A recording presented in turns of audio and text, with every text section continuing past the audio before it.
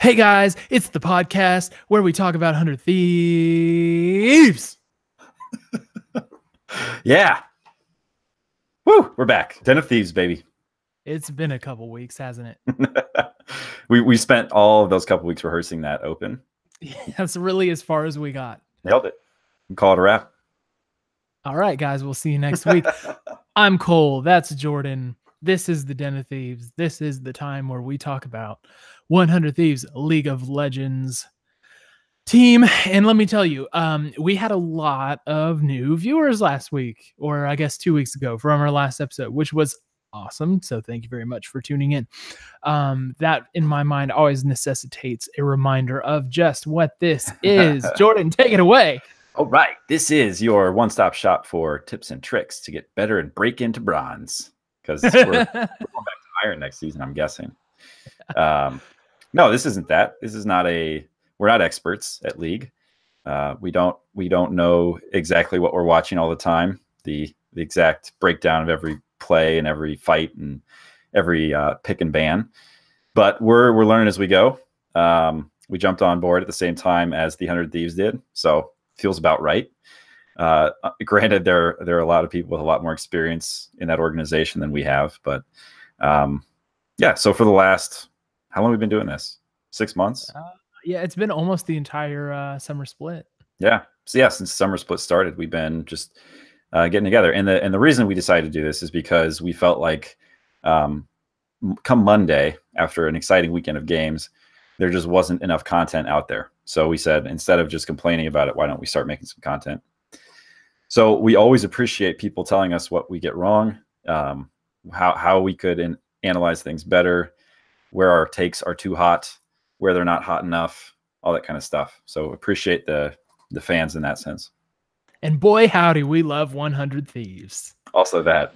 And I will say that we try not to be fanboys, but we are fanboys. Yep. So we'll couch our takes that way. But we're trying to be pretty realistic and talk about things from a mature, team-oriented perspective, we'll say. Positive. So, positive. I don't know if you can. Can you have a fan podcast without being a fanboy? Well, there's a difference between fan and fanboy. There's a difference between reasonable and unreasonable. True. But yes, happy to have everyone here. So I am currently wearing the Geography hoodie because my jersey still isn't here. What? I am waiting for that thing. I want it so bad, and when it gets here, I'll be wearing it. Didn't you get a shipped notice 2 weeks ago? I did, but I talked to the team, and it appears that my custom gamer tag jersey was one of a handful that kind of got messed up or whatever by the factory, so they're redoing it and sending it my way. And yeah, so that's why I still haven't gotten my big box yet. But so they haven't sent any of your shipment?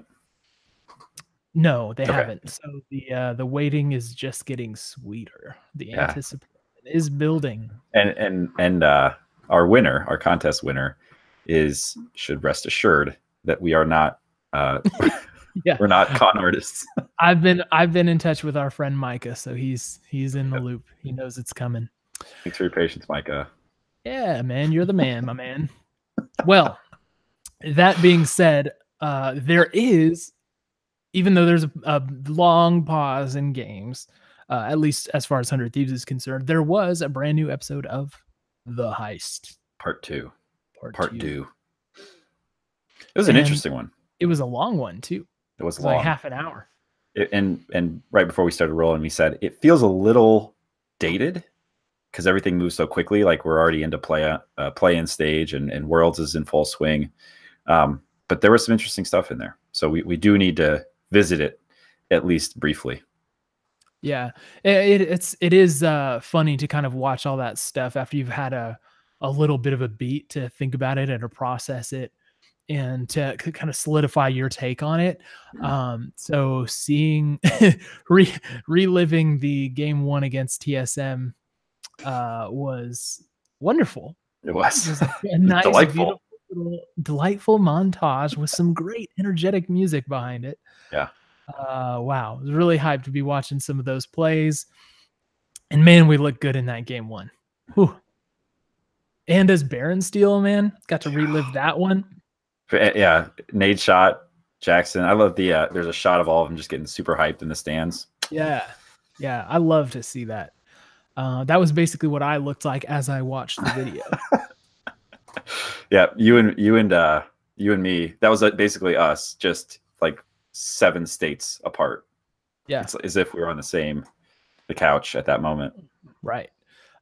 Even when I was watching the Heist recap of it, I was doing the same exact reactions. Super quick aside. We've got some Worlds games coming up at very bizarre times.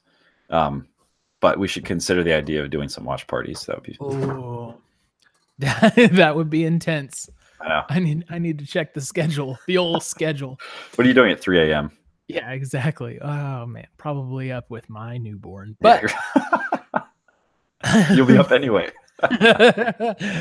Moving right along. So it was one of the things that the Heist has done that's been cool is they did those initial conversations at the beginning of the split with them, ask them, a series of questions about, what their goals are, what they want to achieve, how they think they're going to do, and what their mind states are. And then they revisit that in a timely way during these episodes. And one of the things they did was going back and forth with Prawley and what his promises were with the team.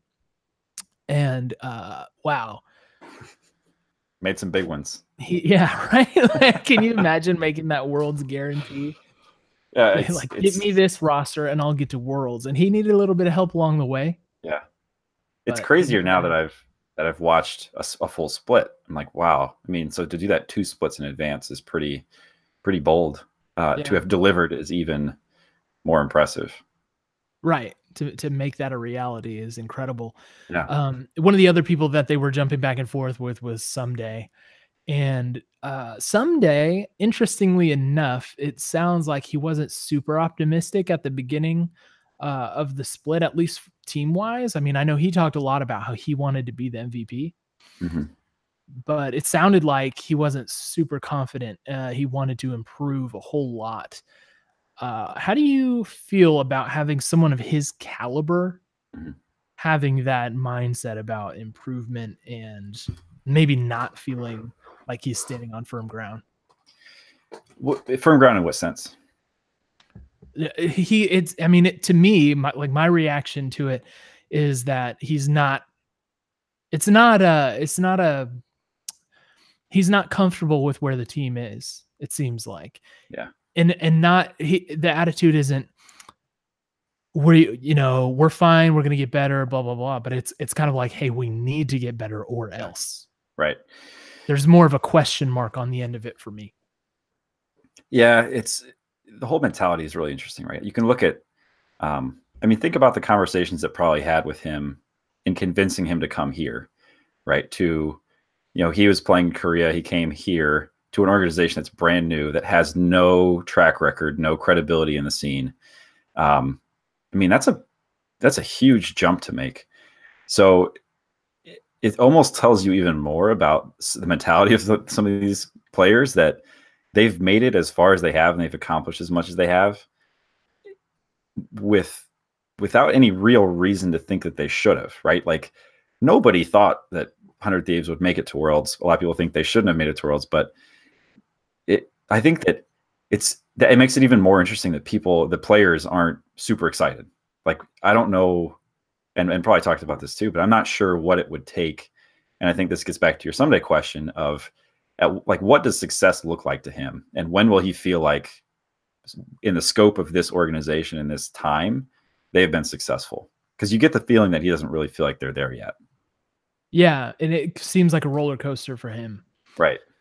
And there have definitely been some ups and downs. I mean, that interview that they're hearkening back to came, if I'm not mistaken, at the very beginning of the summer split. So you're coming off of a first place regular season, second place playoffs finish, right? So you got to be kind of feeling like you've got something together, right? Yeah. But he mentions like the slow starts that they have, and I felt like a little bit of a flag there as far as the confidence level is going. And maybe it doesn't help that we've had some turnover with bot lane and jungle and stuff like that. But I'm hoping that we can find a way to instill some confidence in him, especially in light of that tweet that was, if I'm not mistaken, was just a few days ago, right? Yeah. Where I don't have it exactly, but it was something like, "It's rainy in Korea. It's rainy in my heart too," or something like that. Yeah. Right. Yeah. Like he's clearly not feeling super hot. I don't know what about. Maybe, who knows? Maybe it's something at home, personal life. Yeah. Maybe it's just been rough. Yeah, it could be just getting ready for Worlds too, you know. Maybe he's sad that his contract is up. He doesn't want to leave. Well, I know 100 Thieves are going to fight to keep him around, so we'll see about that. But either way, your point stands of you don't want to go into Worlds feeling like, I mean, it's the same with any competition, sports competition. You don't want to go into a big competition not feeling mentally sharp or good. So it is concerning. Yeah, but you know, hopefully we can send some love his way. Nate Shaw was on there replying. Yeah, right. But hopefully, so he gets over that slump a little bit. But speaking of what your mindset is going into the game, I mean, one of the things that the heist for me drew attention to was the difference in mindset between Rikara and Cody Sun. Yeah. So we're talking about Rikara starting a game that maybe he didn't expect to start, and definitely a lot of 100 Thieves fans or just people watching LCS did not expect him to start either. That dude came in and ripped it apart in game one.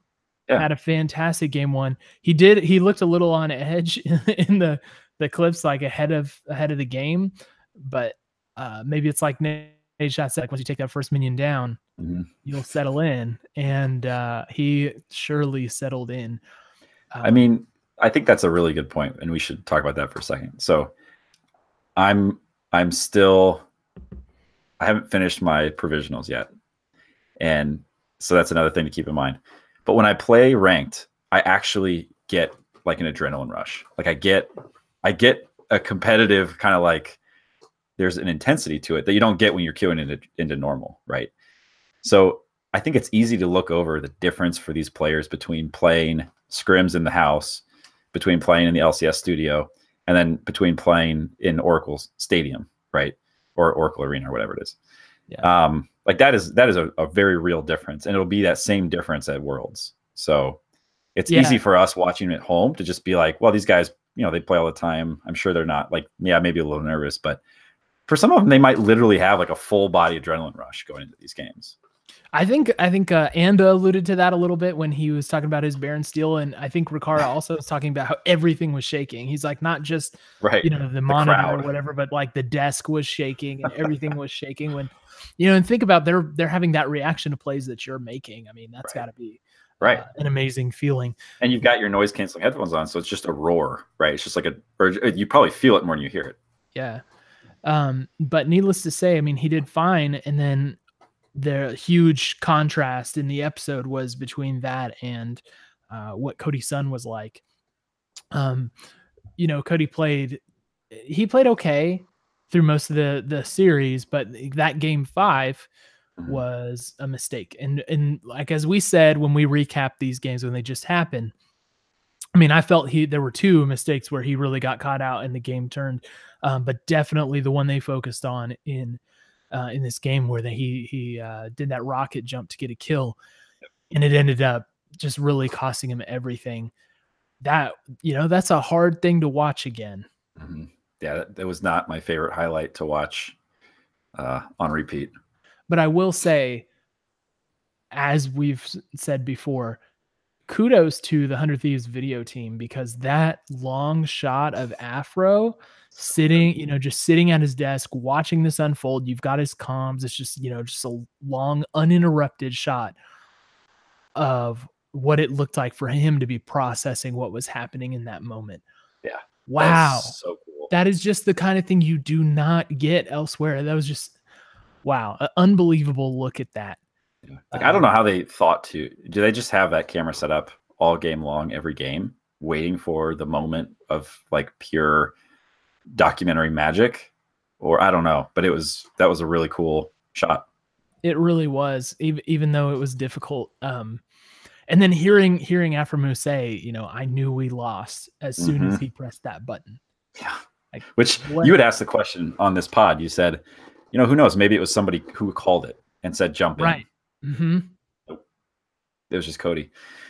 Now we have that answer. And there's another thing we have to go back to, which is there was a game, gosh, maybe a third of the way through the split where Cody was going off. I think this was around the time we were doing funnel. And he was in the jungle hopping around on Tristana.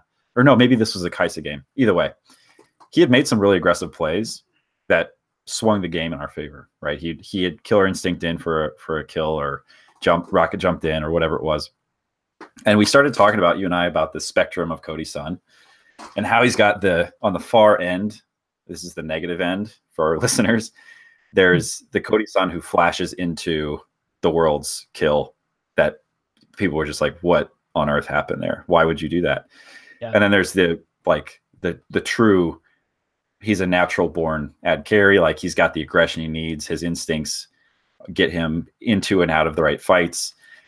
And we talked about, like, we need him to be way over here on the positive side if we're going to win these games. And I feel like for most of the split, he was. It's when we got into this Team Liquid thing, and what this makes me wonder is his confidence now changed in some way that's going to result in him being on the negative end of that kind of aggression spectrum more often. And I know we have a small data set, right? It's only been a couple series since this all started going on, but that is my concern, that he's going to start tipping more that way. And even if it doesn't happen that often, if it happens at the biggest games, at the biggest times, you can't ignore that data point. Yeah, well, that's interesting, because certainly I felt it was a little risky to do what they did with starting to rotate him and Rikara. I'm not saying it's necessarily a mistake what they did. I know a lot of people feel that it was, and I think jury's kind of still out.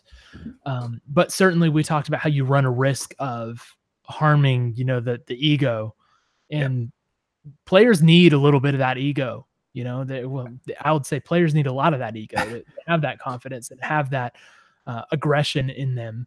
I think especially as an ad carry. Yeah, especially as an ad carry. So yeah, there probably was a little bit of damage done there, or some change.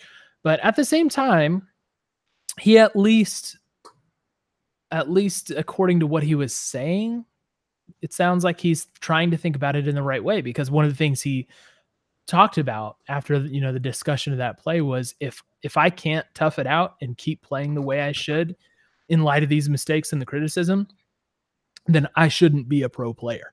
Right. And he's right about that. Yep. So at least he can say the right thing.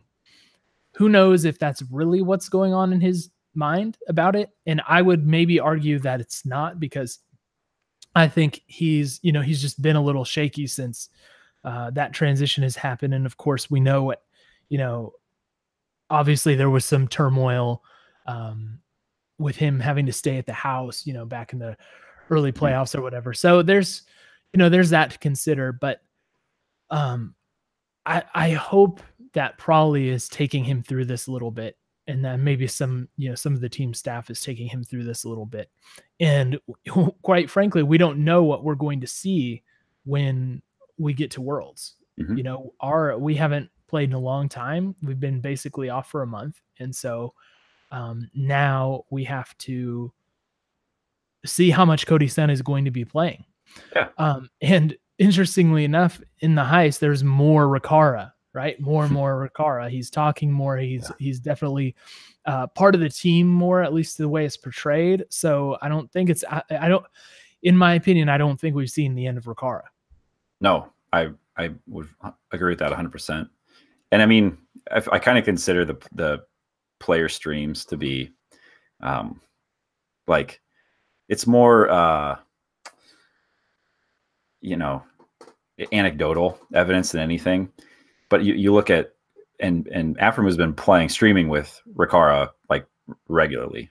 They're always paired up. They're always playing together, at least what you get in the VODs and all that stuff. So I mean, clearly, if those two are playing in solo or duo queue, then that goes to say something. You know, that doesn't mean nothing.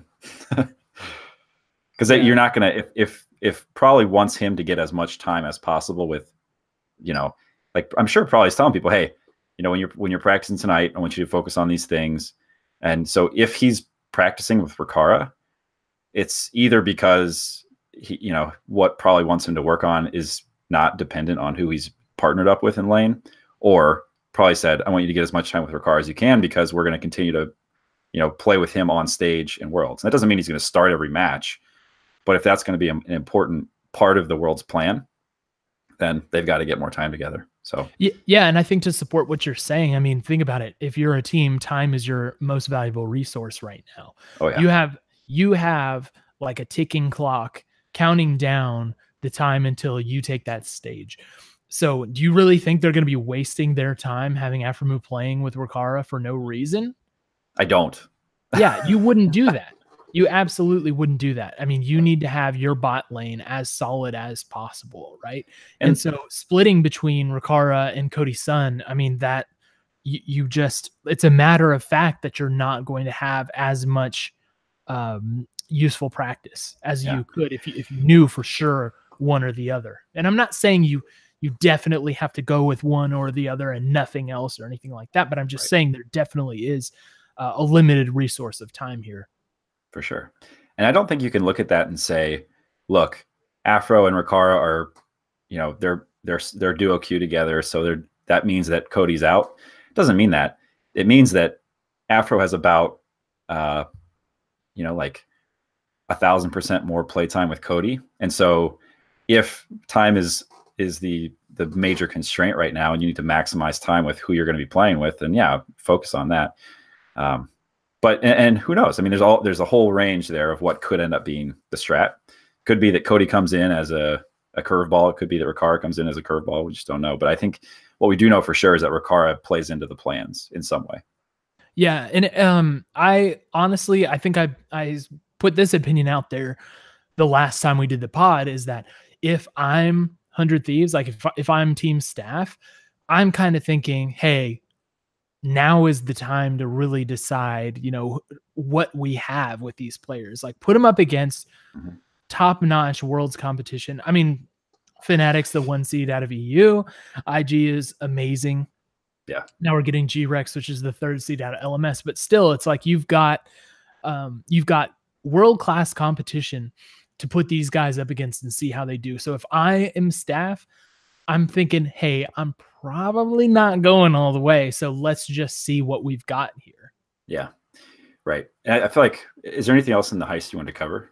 Because I think this is a good segue. No, yeah, let's keep going. Okay. So we covered this in a previous pod, but it's been a while. It's been probably at least a month. And so I did want to revisit just what should we be looking for as fans of the organization? What should we hope to leave with? And what are kind of like the success factors, right? And so I think on the topic we were just on with Rikara is a guy who has played, eight games for us of consequence, like 8 games that were actually. Is it even that many? Maybe not. He played like 1 full series and 1. Oh yeah, he played 5. So he's only played 5 games, I think. Or 6. Either way. No, yeah, 5. 5, yeah. Less than 10. 3-1. As we always need to point out, we did take a game off of Liquid. It was 3-1, and then he played the opener against TSM. So we have so little of an understanding of how he fits in our organization long term. And the point I was bringing up with that is we've never seen him play in the LCS in the spring or summer split, not playoffs. We don't know what kind of a regular season player he is at all. So by the end of this Worlds tournament, we'll have seen him play for us in the playoffs and Worlds. That is the exact inverse of what you usually get, right? So we need to understand how he fits. And I think that when you look at the organization's goals over time, we want to be a regular Worlds attender for sure. We want to, and I'm sure that they would say they want to, every year, they want to make progress in that. So maybe I think a great goal for us this year is to make it out of groups, and I think that would be an amazing accomplishment. Next year, I think you say if you're making progress, you want quarterfinals at least, right? So yeah, look at how Ricara does in this tournament, and that way you can start to make decisions on whether you invest in him for the next year when it's time to come back to this point.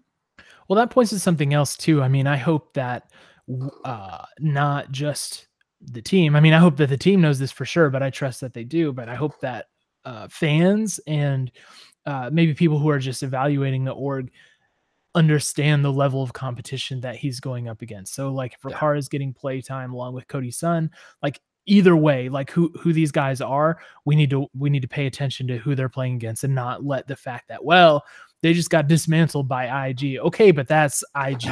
Right. Like that's Jackie Love playing against them. Yeah. It's not like Golden Guardians or anything like that. So I hope that we can not overreact to a bad performance if that's what happens. Yeah.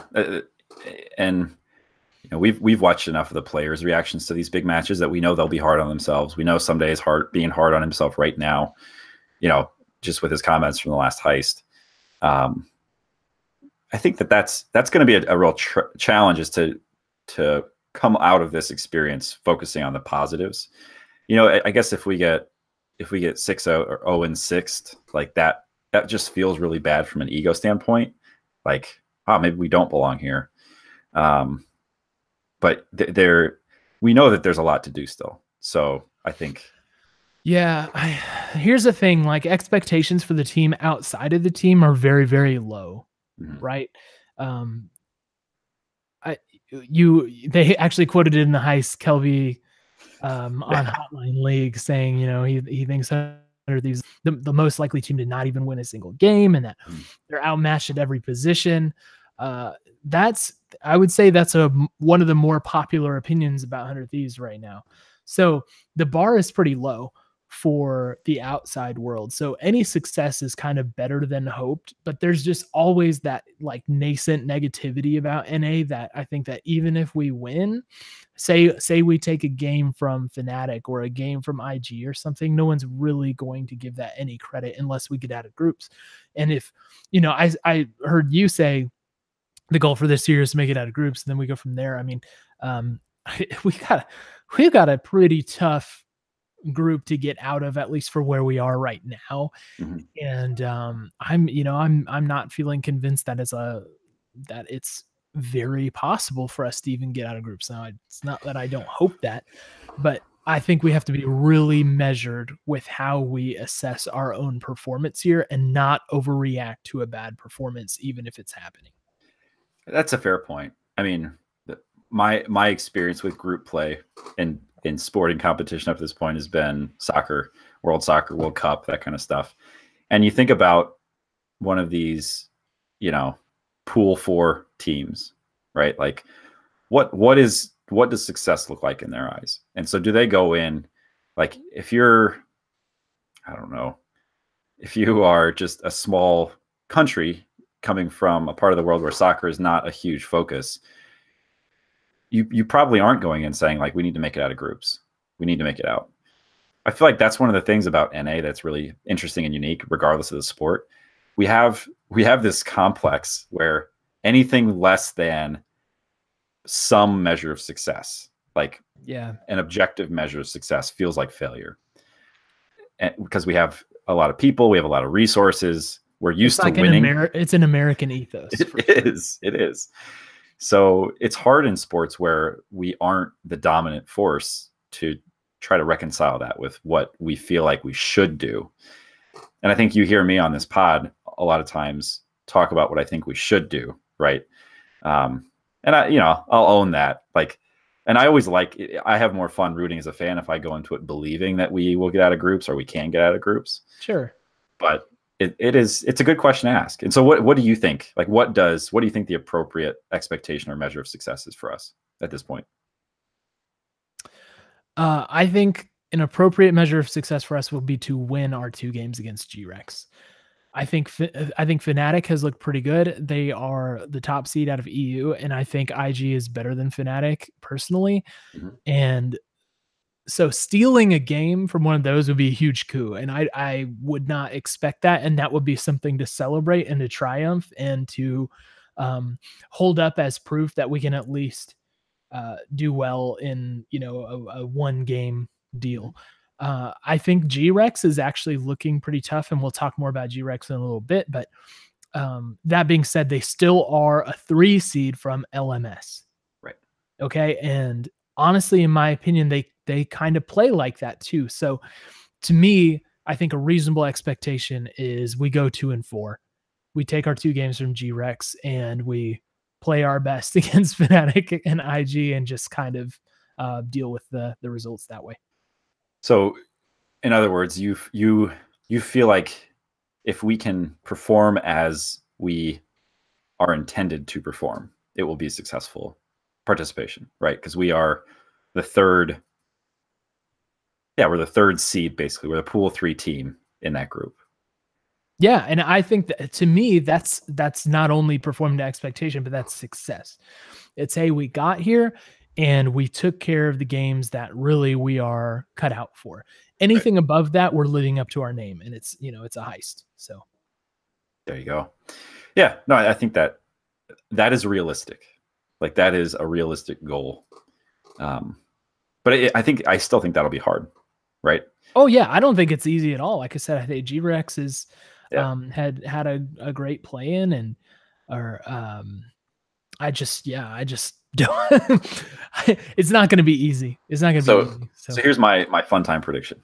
It's going to be that we get the job done against G-Rex. We beat them, and then we pick a game up off of Fnatic, and they lose a game to G-Rex, and we're in.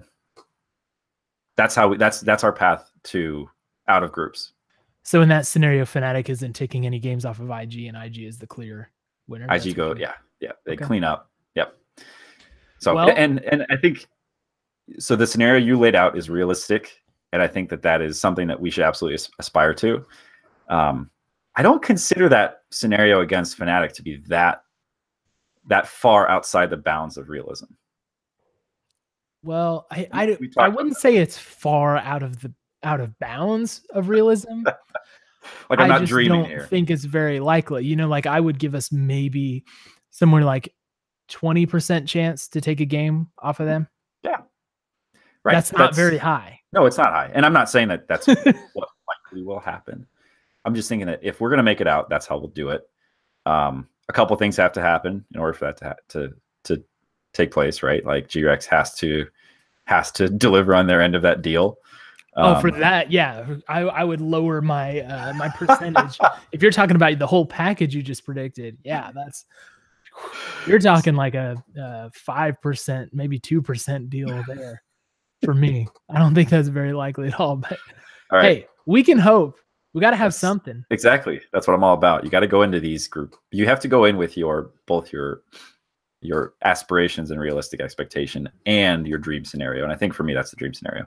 Yeah. And I agree. So the control panel in the YouTube chat points out IG took RNG to 5 games in the LPL Summer Finals. I'd be impressed to see any of the teams in the group take games off of them. That's exactly my stance on that. Me too. Yeah. And so when you add that the other team, up there is Fnatic, it's like, well, we got a tough road ahead. And my only, I'm with you. I want to root for us. I want us to pull off something amazing. I want us to get excited about something. But even more than that, I just want us to not get ahead of ourselves with I don't want to set unreal expectations, because in the off season that could have a pretty profound impact on what goes on with our roster. Right. So yeah, that's all I'm saying. Put that out there. I get you. And I think I'm in the same place as you. I think I if anything, I just lean more towards like, it'll happen. It's going to work out, which I get where you're coming from. I guess since I'm coming from traditional sports and the teams that I root for have had some bad luck and embarrassments, and I've just gotten used to that being the norm. So maybe that's where I'm at. Yeah. Okay, there are a couple topics that I have in mind that I think would be fun to talk about. But I know we've kind of got the things that we wanted. So do we want to get into G-Rex a little bit, since they were the last variable and probably more unknown for some people out there? Yeah, they were certainly very unknown for me. I think I'd maybe caught a game from them, but I don't really watch the LMS. So up until Worlds, I really hadn't paid much attention to them until, it was looking pretty likely that they would be the fourth team in our group. So. Yeah. I hadn't. I'm not familiar with them, and that's the other thing too. If this is your first time tuning in, we make no claims to be well educated and informed of other regions. We'll get there over time. I mean, the more that 100 Thieves has interactions with teams from other regions, we'll learn about them. But yeah, no excuses here. I'm not a big G-Rex scholar. Yeah.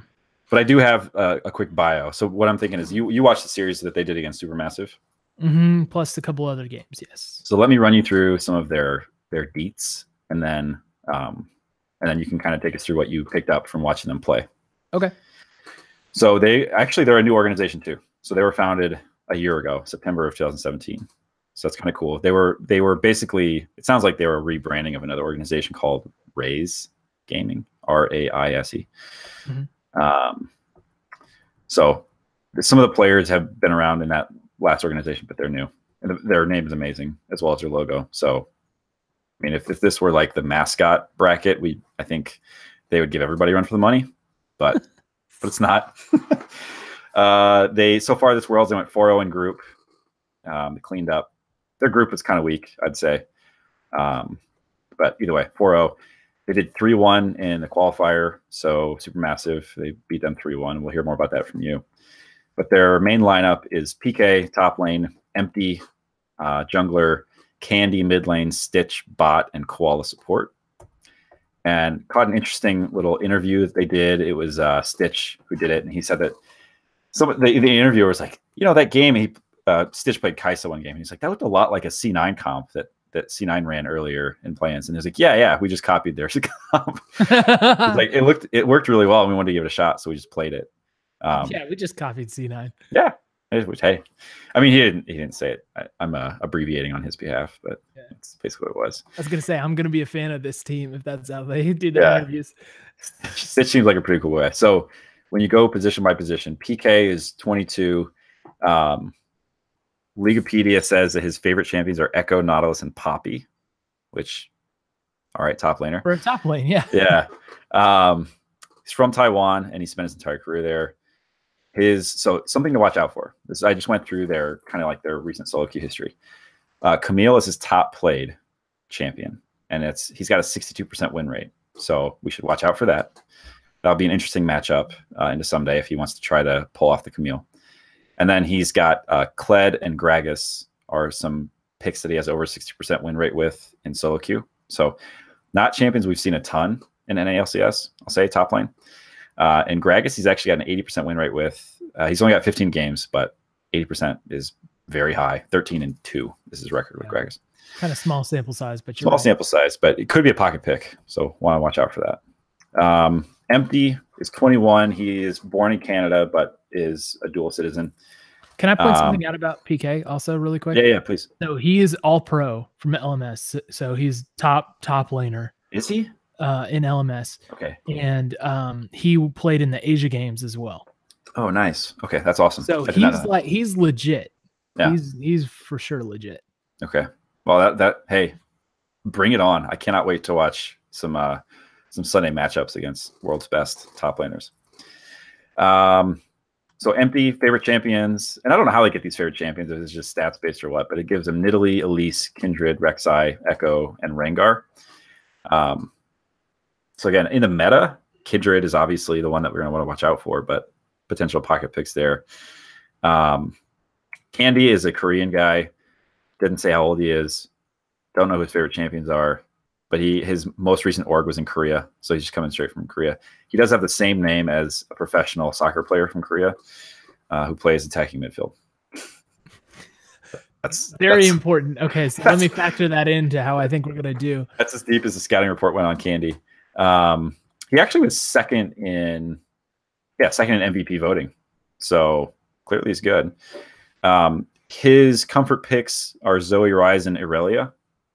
And then he has 60% plus win rate on Cassiopeia and Galio with a smaller sample size. Stitch is actually the most, he's kind of I think the biggest name. He's our bot laner. But his story is interesting. So this is kind of fun. He was on Samsung Galaxy in 2016, and he split time with Core JJ, who is now the Gen G support. So at the time, he was the Samsung Galaxy bot laner. Was he a sub? He's a sub, right? Right now, he is their starting support player. No, for Samsung. They split time. Yeah. So they and Stitch was because for spring he's the ad carry now. Yep. So, okay. So Stitch in spring 2016 for Samsung, he was the he split time at ad carry. And then he ended up losing his spot to Ruler in the summer split of 16, who is the current Gen G bot laner.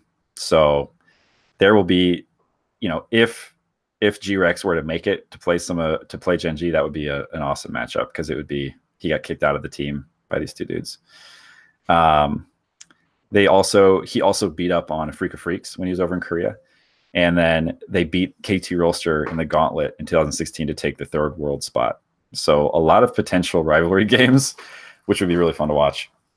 So far as his picks, he's got like 300 plus games on as Xayah, Ezreal, Xayah, and Varus. So those are his clear comfort picks. And then he's got some Callista and Jinx, 60% plus win rates. So pocket picks for him. And then Koala is their support player, Bard, Thresh, Nami guy. Spent his time in Taiwan, career in Taiwan. He's got a super high. He's got 64% win rate on Rakan. A lot of games played. So we will want to watch out for the Xayah Rakan picks from for G-Rex. That's what I got. So I also saw that I didn't catch him as the All Pro vote, but they had they didn't have any players in the 1, 2, or 3 spot voting for MVP or Rookie of the Year or Most Improved or Best Coach. So it's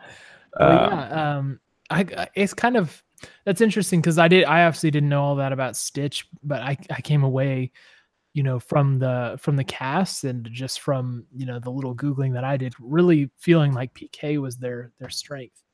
Interesting, more so than Stitch. And with the All Pro vote, that you got an All Pro solo laner. Yeah, that's a big deal.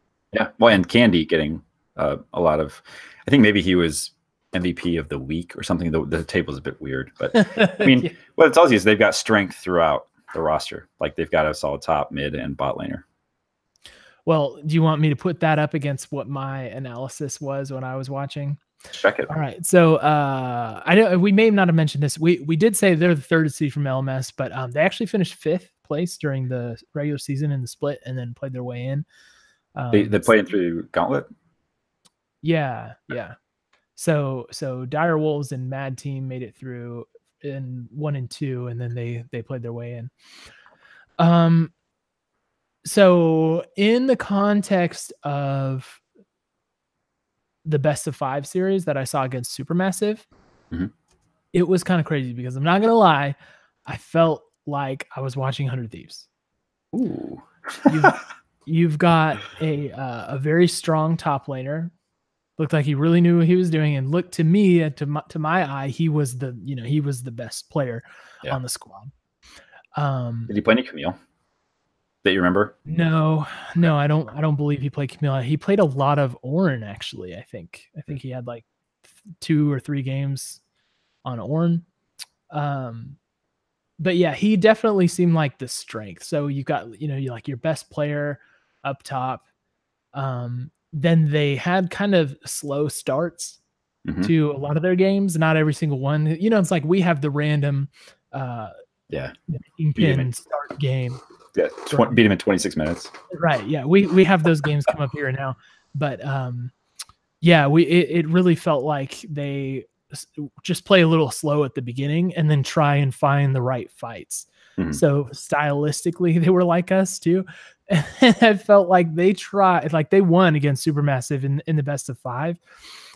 But it really felt like they tried their absolute best to throw and lose in there. Like it almost went south for them a couple times. It was a protracted long game, and like for the whole series, it really felt like no, just for their clinchers. Okay, it really felt like I was not sure if they were going to pull this thing off. So it honestly it feels like it's the man in the mirror situation. Yeah, right. Where it's like 100 Thieves versus Dark 100 Thieves. You know, like you've got to play yourself and shadow thieves. Yeah. Honestly, that I feel more confident with that, because I do feel like the teams that we seem to have a hard time with are those who hit hard and fast and get us off balance, and then we make mistakes or we pick bad fights. I obviously, without having watched them, it's hard. I can't say this, with any authority, but I have a hard time imagining that we are going to be out-thieved in Worlds. But here's the other thing. Okay, so like I said, they did almost throw that game. It was I think it was game 4. I don't think they went to 5. They did it in 4. They did 3-1. Yep. But it really here's the difference. Like, despite the fact that they almost threw that game, it seems like they're the opposite in us, in that for a best of 5, we start hot and then cool off. Mm-hmm. They don't start out so hot and ramp up. Mm. So obviously in a group situation, we're just going to be playing them twice, right? Yep. And maybe that won't matter, but we definitely need to start hot to get that victory from them, in my opinion. So that was the only difference, is like they're like us in every way except for that trend over a best of 5 series. Yeah. Do you know if it looks like they do best of 3s in LMS. So chat can like for the regular season? Yeah. Got it. I think that plays to our advantage too. I think having a lot more experience with best of 1s, we'll be more used to that format, that's good. But interesting that we tend to go. I mean, and here's something else to think about.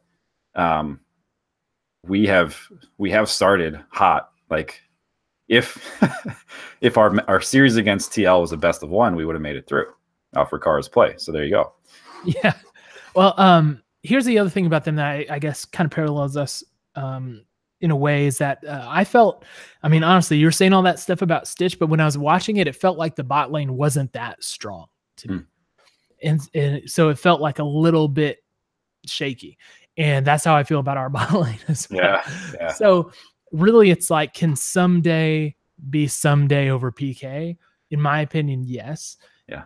I feel like our bot lanes will be more or less even. If Riccara is in there, that's maybe more of a volatile prediction. Yeah. So maybe maybe Riccara is a feast or famine kind of guy. So he's going to destroy them, or he's just going to, be 40 CS behind in 10 minutes, and that'll be that. I really don't know, but hopefully they start slow like we do, and we can kind of just stalemate them for a while and let someday get fed and built up, and then just set him to run wild. Candy, so in the mid lane, I don't know if this is hot take territory. It might be.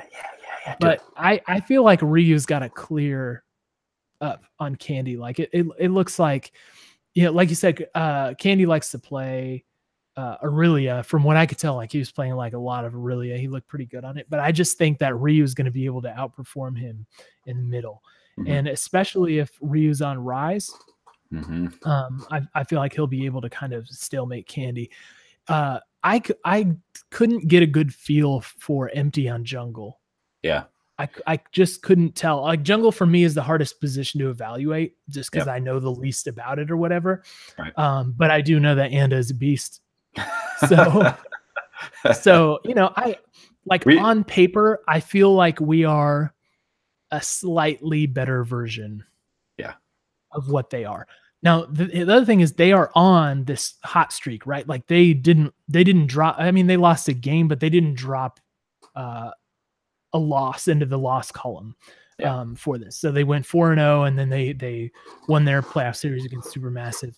So, I mean, they've got momentum for sure. And if I understand right, the Jungle had a change made during the summer split.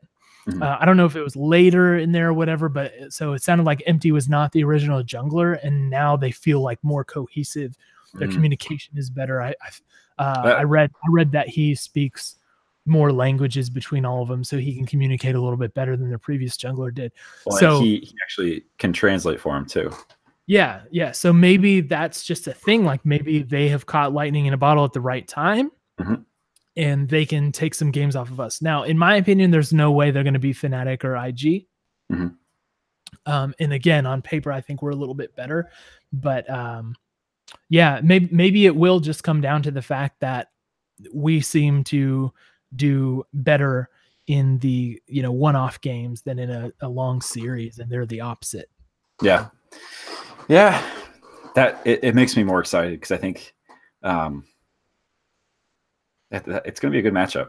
Like if we win against them, it won't be because it's like, well, of course, you had to win against them. How could you not? Kind of thing. That's the thing. That this is territory that you never want to be in because we're expected to win this game. We're expected to, but they're doing really well. It won't matter at all if we win this game, but if we lose, which I think is a lot more likely if people are paying attention than they might think otherwise, it's going to be a big deal. Well, 100 Thieves lost to G-Rex. So you feel like this is a trap game for us? Yeah, it could be a trap game. But one other important thing about G-Rex that neither one of us mentioned, they got some pretty sick bombers. So they play wearing these wearing these bombers, and I'm typically not a fan of like the whole like logo patches everywhere from the sponsors or whatever, but it kind of like it looks like sick. Does it look like a Letterman? No. It's a black bomber jacket, and they just have a few sponsor packages or patches on there, and it looks kind of tight. I'm not gonna lie, and it got me thinking like 100 Thieves does this like super crazy like NASCAR jacket kind of deal, and just makes it cool, like that's a little bit of the vibe I was picking up from them. Is a little bit swaggy. I'm not gonna lie. We went baseball, right? We went baseball for spring summer 2018. I think we should go hockey for the Rift Rivals jersey. Kind of went hockey. I think we should go rugby. Oh, no. I'm gonna throw my hat in for the NASCAR jacket. NASCAR. Yeah. I could see that. I could see it. Or we should just do like denim. Yeah. Everybody shows up in truckers, like Levi Type 3 trucker jackets or whatever. All right. Yeah, I mean, just if you guys want to know more about my ideas, let me know. Grab Jordan's email. Find me on Twitter. Yeah. So bottom line, yeah, G-Rex is in, and they've been one of the standout teams from play-ins for sure.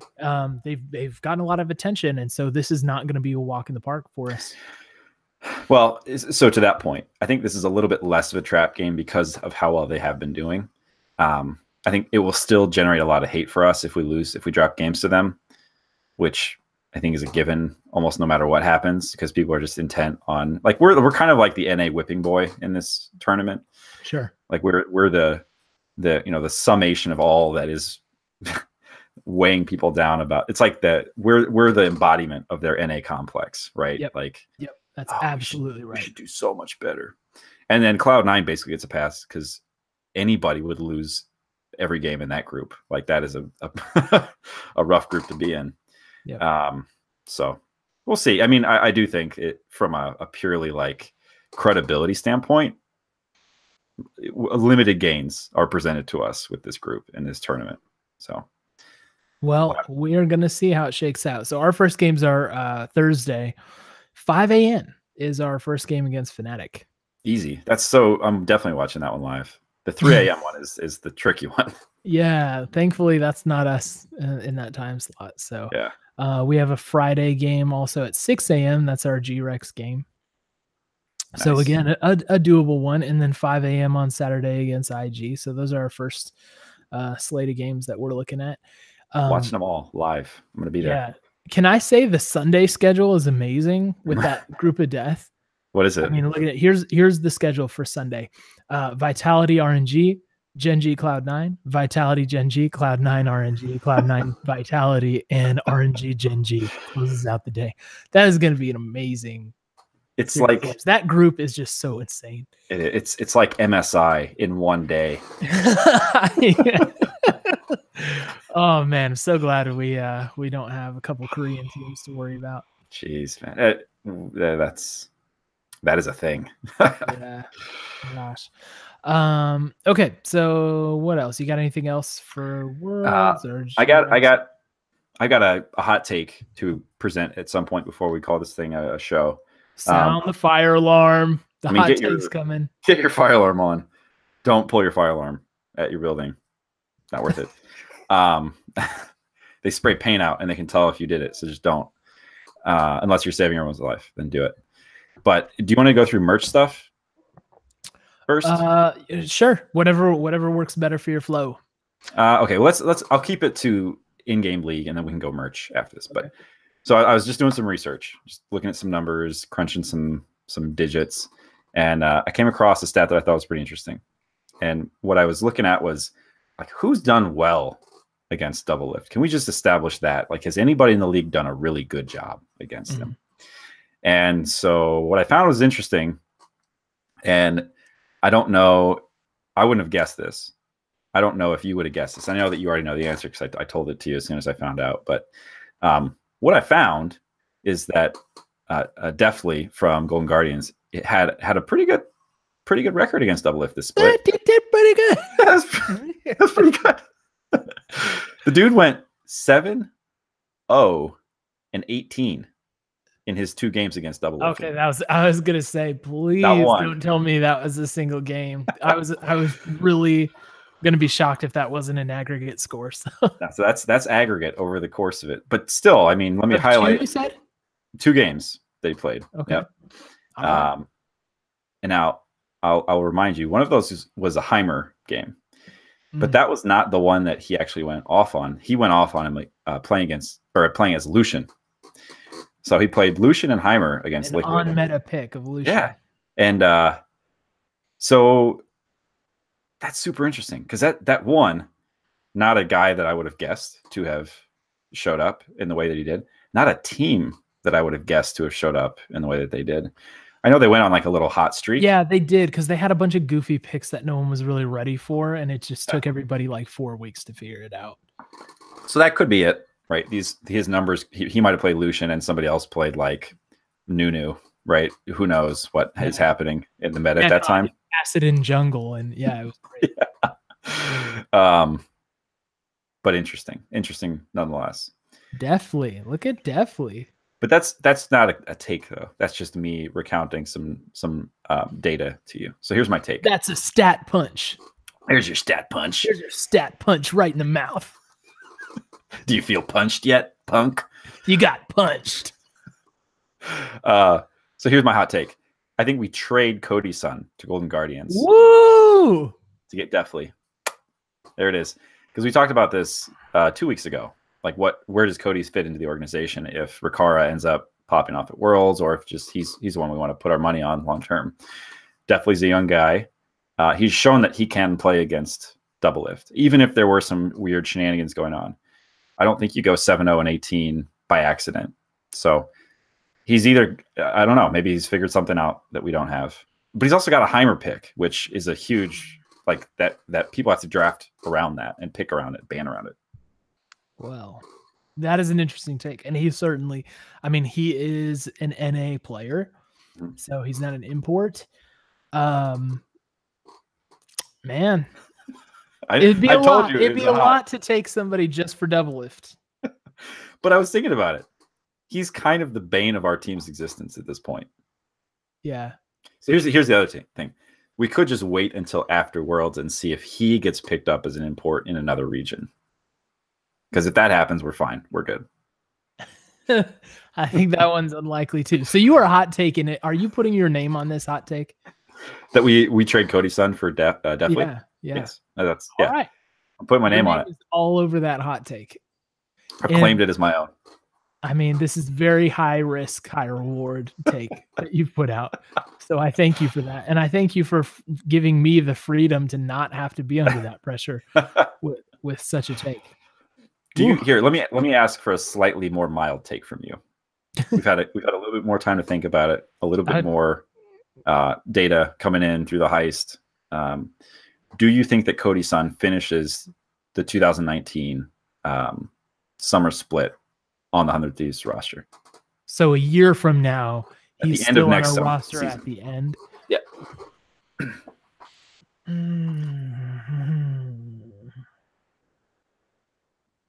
Wow. I think he does. Okay. I think he does. I think he does. I think like I don't know. I'm really thinking this through. I wasn't prepared to have to go to this, but I think like the solo laners are where you're going to see the most competition for, for good talent, especially because a lot of the tops and mids tend to be imports. Yep. So if we and some like we've got Cody on contract, we know there's not a lot of trading that typically goes on, though obviously there's some, but there's typically not a lot. So we've got him on contract through the end of that time. I think I think we're in danger of losing someday, as he's only on contract through the end of this year, and he's obviously amazing. So I think that's more where our action is sorting out our situation up there. So I'm gonna go against your take on this, and that's totally fine. I think the safe route. I'm taking the chicken route. I mean, I think that's actually a bold take, because I wouldn't have made my hot take if I didn't think it was likely to happen. Or and naming the player and the terms under which it happens is of course just it's the extra credit, but it's more than just a stat punch. We'll say that. It's more than a stat punch. I think that the potential for us to, like if someday isn't under contract next year, I think that just raises the chances that we have to make some trades and moves to other places, because it's essentially we just have somebody falling off our roster, right? Like he's basically a free agent at that point. He walks away, and we get nothing for it. So I think unless you want to grab somebody from Academy or sign a challenger, like you're gonna have to make some moves. A lot to talk about. I think that's an off-season combo, though, because I'm not prepared, man. I'm not prepared. I got to put you on the spot. That's how you get the honest take. Oh, that's how you get me going for 10 seconds of dead air. Let's talk about merch. Talk about merch. Now that you've got your stat punch followed up with a hot take, let's just talk about merch. So combo. I'm going to bring one of those every week, rejoice. Yeah. 100 Thieves fans rejoice, because this is maybe the most anticipated drop. I mean, this hoodie drop was really a big deal. I know people really like this, but the cream hoodie, personally, that's more my style. I'm hoping that it is cream and not white. You know what I mean? Like, obviously it's close, but I hope it's more on the cream side than on the white side. I swear to you, I saw in a promo video that like a girl was wearing when it already had a stain on it. So like, I am worried about that, but I'm still buying that thing, dude. I am all there on the cream hoodie. Other stuff. Go ahead. Quick note on that. You have kids. I have a kid. I just don't think I can do it. I mean, not to wear regularly. It would have to be like a special occasion piece, just because the amount of times I've gotten like jelly, smeared on the shoulder as a napkin. It's too high. Yeah. Well, I mean, I just like it too much. And if it had a zipper on it and they moved the logo to like the chest, it would be like my ideal. So I definitely am going to buy this one, and then maybe just not wear it around my kids. Right. I work in a casual office, thankfully, so I don't have to wear anything nicer than that. So I could wear that at work. There you go. But yeah, so I'm all in on that one. We've got the and then there's a short sleeve tee, the black one that says like 100 and then Thieves and like the red collegiate lettering across it, which is, it's fine. I would probably buy one of those too, just because like short sleeve shirt, whatever. And then there's like a red geography tee, so like red and white Right. topography, whatever kind of outline this is, atlas pattern. Yeah, it's got, which looks all right, but I'm done with like the sleeve printing personally. yeah, it's got It's got 100 Thieves like on the arms. I'm kind of done with that, though. I see Jackson rocking that in the Heist videos, and I respect, because it looks cool on him, but I'm just personally done with that. So I think I'm gonna pass on the long sleeve. I'm gonna get the short sleeve just kind of out of duty. I'm gonna get the cream one because I want it. Yeah. What is the market for like fine t-shirts? Oh, this isn't a fine t-shirt though. I mean, I'm sure it's gonna be like better than like, Teespring or whatever. Yeah. Like I'm sure the quality on it is gonna be fine, but it's not like, this isn't like upscale. This isn't like a Margiela t-shirt or anything like that. I don't even know what that is. Yeah. But like we shouldn't expect to drop like $70 on the t-shirt. No, I'm guessing it's probably coming in around 30, 35. That's what I would think too. I think the long sleeve tee will be 10 to 15 more than that. And hoodies. I mean, they may have even said it and I missed it, but I think the hoodie's going to be around 80, 85, just like Geo. Yeah. Well, that's what they said. There's going to be more merch. We're getting a threeper. Yeah, a trio. And that drop is Saturday at 12 p.m. Pacific. So that's 2 my time. Dang, Saturday. Okay. Cool. Well, we'll have to do another unboxing when the time comes. Yeah, and I'm totally down to do that. I'll for sure bring out my stuff, and man, I look forward to it. I like the embroidery on the logo for that cream hoodie. So yeah. Hey, here's I don't know if you know the answer to this, but so I've got my jersey, and yours is custom, so I don't think you can exchange it. But do they do exchange on sizes? Have you heard? I haven't heard. Okay. I think because of the limited nature, they.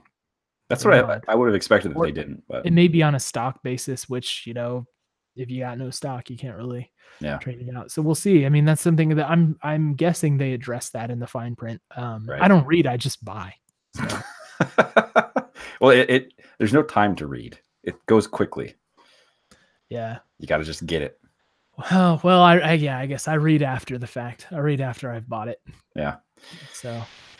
All right. But I am excited for that drop, man. The cream hoodie's been a long time coming. I feel like they've been teasing that one for months. Yeah. Just please, guys, put out the zip hoodie. I'll order 10 of them. Just put out the zip hoodie. Finally. I don't want the windbreaker. If you want a windbreaker, cool. I just want the zip hoodie. What'd you say? Does the zip hoodie exist? No, I'm saying make slap one. a zipper on something, make it, and take my money. Got a zipper on it. And then make the NASCAR coat, the NASCAR jacket for next season too. Price it at $249.99. I'm excited to see what they come up with. I feel like they've got to do, because everybody else is starting to copy them. They've got to keep ahead of man. Curve. Like Optic made a baseball jersey and Soar made a baseball jersey. Man, it's embarrassing.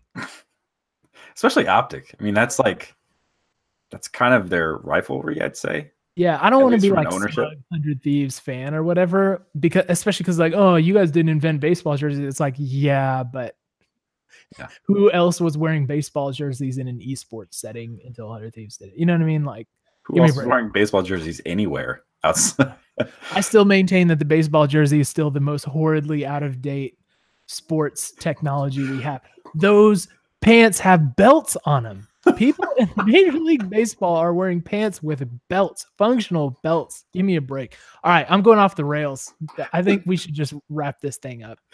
And I'll just add my note, which is baseball jerseys literally look like dresses when people wear them. Like it looks like a nightgown, dude. But not the Thieves one, but like you look at people at a baseball park, they swim in those things. Yeah. Well, I thought it was a really cool, unexpected thing for 100 Thieves to do, and they made a splash, and deservedly so. It clearly, because people are copying cool. Yeah. It was cool, man. And one of the things I like about the org, just doing things a little bit differently and trying to pull it off. So and making it to Worlds, no big deal. Making it to Worlds in year 1, and deserving it. Yes. period. We'll end it there. We're right at 70 minutes too, so that's our sweet spot. Nice. That is our sweet spot. That's the get off the computer spot for us. So thanks everyone for listening. And again, the influx of new listeners last time, that was incredible. We hope you guys come back and stay. Please help us spread the word about the pod. We just are some guys that love 100 Thieves. We love to talk to you about it. So send people our way. Let's get these numbers up and we can do cooler and cooler stuff. For sure. And until Thursday morning. Woo. Tweet at us if you'll be up watching. We'll see what happens. See if we can get something together. Sure. We're at Den of Thieves LOL. Just tweet at us. We'll see. Let us know. Take care. Right. Everybody have a good week and go Thieves. Later.